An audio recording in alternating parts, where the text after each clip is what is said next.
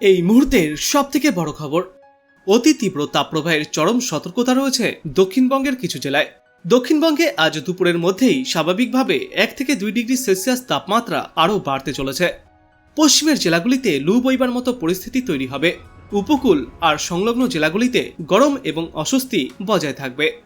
কলকাতায় সর্বোচ্চ তাপমাত্রা পেরিয়েছে 41 ডিগ্রি সেলসিয়াস। গত বৃহস্পতিবার থেকে শনিবার পর্যন্ত 41.6 থেকে 41.1 ডিগ্রি সেলসিয়াসে ছিল সর্বোচ্চ তাপমাত্রা। তবে কলকাতায় একটানা 40-এর ওপরে পারদ এখনও রেকর্ড নয়। 2019 সালে একটানা সর্বোচ্চ 3 দিন 40 ডিগ্রি সেলসিয়াসের ওপরে ছিল কলকাতার সর্বোচ্চ তাপমাত্রা। আর এর আগে 2014 সালে একটানা 5 দিন ছিল এই তাপমাত্রা 40 ডিগ্রি সেলসিয়াসের ওপরে। কলকাতা সহ দক্ষিণবঙ্গের সব জেলাতেই আজ তাপপ্রবাহের সতর্কবার্তা জারি থাকবে। অতি তীব্র তাপপ্রবাহের জেরে লাল সতর্কবার্তাও থাকবে পূর্ব ও পশ্চিম মেদিনীপুর, ঝাড়গ্রাম, পূর্ব ও পশ্চিম বর্ধমান, বীরভূম এবং বাঁকুড়া এই 7 জেলাতে। বেলা বাড়লে এই জেলাগুলিতে তপ্ত লু বইবার আশঙ্কা রয়েছে। উত্তরবঙ্গের পার্বত্য 2 জেলা ছাড়া বাকি সব জেলাতেই গরম আর অস্বস্তি চরমে উঠবে। 2-1 পশলা বৃষ্টি হলেও দার্জিলিং ও কালিম্পং জেলায় আজ সামান্য বাড়বে তাপমাত্রা। উত্তরবঙ্গের 6 জেলাতে গরম আর অস্বস্তি বাড়বে। এর মধ্যে মালদা, উত্তর ও দক্ষিণ দিনাজপুর এই 3 জেলায় মৃদু তাপপ্রবাহ বয়ে যাবে। আজ থেকে আগামী বুধবার পর্যন্ত দার্জিলিং, কালিম্পং এবং জলপাইগুড়িতে বৃষ্টির পূর্বাভাস রয়েছে। আজ দার্জিলিং, কালিম্পং এবং জলপাইগুড়িতে বজ্র বিদ্যুৎ সহ প্রতি ঘন্টায় সর্বোচ্চ 30 থেকে 40 কিলোমিটার গতিবেগে দমকা ঝড়ো হাওয়া বয়ে যাবে। তারপর আগামীকাল থেকে বুধবার পর্যন্ত উত্তরবঙ্গের এই 3 জেলায় বজ্র বিদ্যুৎ সহ ঝড় এবং বিক্ষিপ্তভাবে কয়েক পশলা বৃষ্টির পূর্বাভাস থাকছে। এদিকে আজ কলকাতার পরিসংখ্যানে বলা হয়েছে, কলকাতায় আজ সর্বোচ্চ তাপমাত্রা থাকবে 41 থেকে 42 ডিগ্রি সেলসিয়াসে। বর্তমান সময়ে এই তাপমাত্রা স্বাভাবিকের চেয়ে প্রায় 5.3 ডিগ্রি সেলসিয়াস বেশি, অর্থাৎ সমগ্র শহর জুড়েই তাপপ্রবাহ চলবে।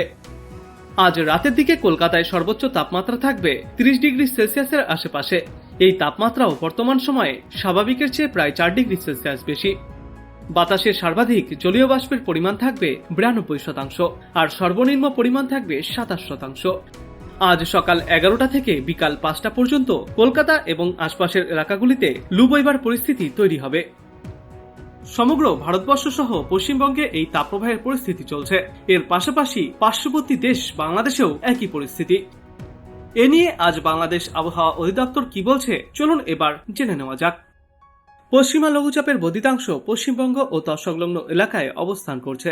চট্টগ্রাম ও সিলেট বিভাগের 2-1 জায়গায় অস্থায়ীভাবে দমকা ঝড়ো হাওয়া সহ বৃষ্টি বা বজ্রবৃষ্টিপাত হতে পারে। সেই সাথে কোথাও কোথাও বিক্ষিপ্তভাবে শিলাবৃষ্টিপাত হতে পারে।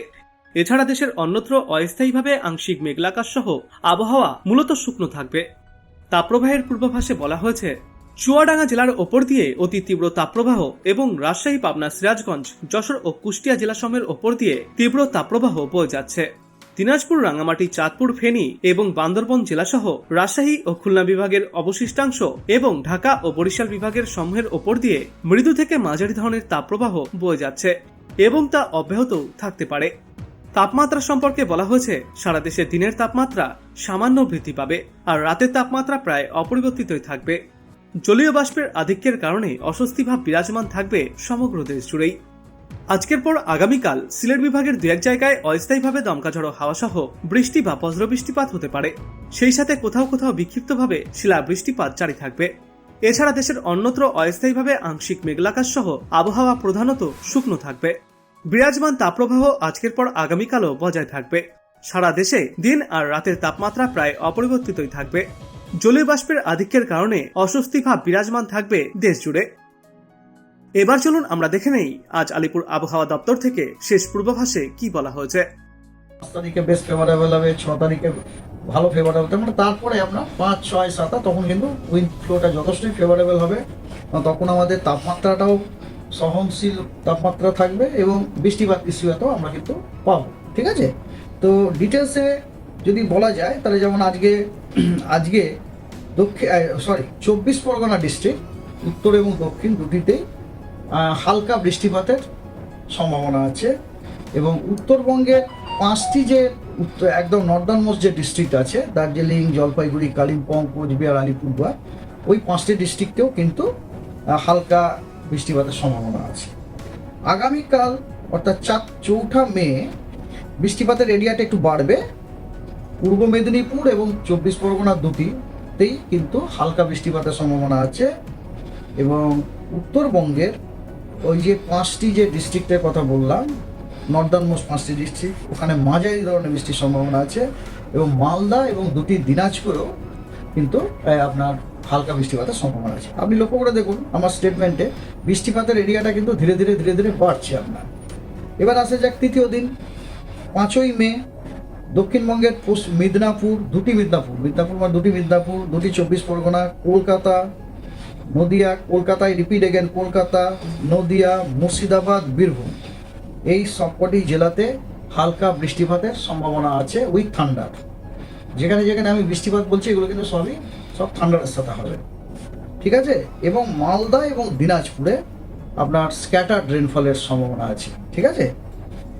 ডে 4 অর্থাৎ ডে 4 এবং ডে 5, দ্যাট ইজ 6th মে এবং 7th মে, ওই দিন দুটি দিনে সমস্ত ডিস্ট্রিক্টে পশ্চিমবঙ্গের সব কটি জেলাতে হালকা থেকে মাঝারি বৃষ্টিপাত ফেয়ারলি ওয়াইড স্প্রেড, বেশ অনেকখানি জায়গায় জুড়ে হবে। এবং নর্থের যে ডিস্ট্রিক্টগুলি আছে, দার্জিলিং, জলপাইগুড়ি, কালিম্পং, কোচবিহার, আলিপুরদুয়ার, ওগুলিতে ওয়াইড স্প্রেড রেনফল হবে, বেশ অনেকখানা জায়গা জুড়ে, প্রায় সব জায়গা জুড়েই প্রায় বৃষ্টিপাত হবে।